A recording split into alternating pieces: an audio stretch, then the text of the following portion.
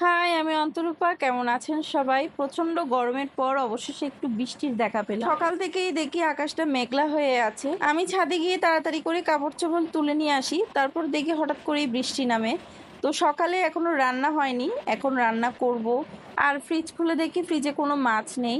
4 টুকরা মাছ ছিল, সেটাই বের করেছি। আজকে তেমন কিছুই রান্না করব না, করলা ভাজি করেছি।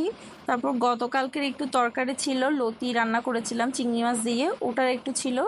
আর বেশি কিছু রান্না করব না, ডাল রান্না করব আর 4 টুকরা মাছ যে ছিল ওটাই রান্না করব। দুপুরটা সেরে নেব, বিকেলের দিকে দেখি ওকে বলবো কিছু বাজার করার জন্য, যেহেতু সামনে ঈদ চলে আসছে আর ঈদের সময় তো সবকিছু বন্ধ হয়ে যাবে, সেজন্য আগে ভাগে করে রাখলে একটু ভালো হয়। ওর দিকে ড্রয়িং করাতে বসাই দিলাম, কারণ ও একদমই পড়তে চায় না, জোর করেই বসাই দিয়েছে অনেকটা।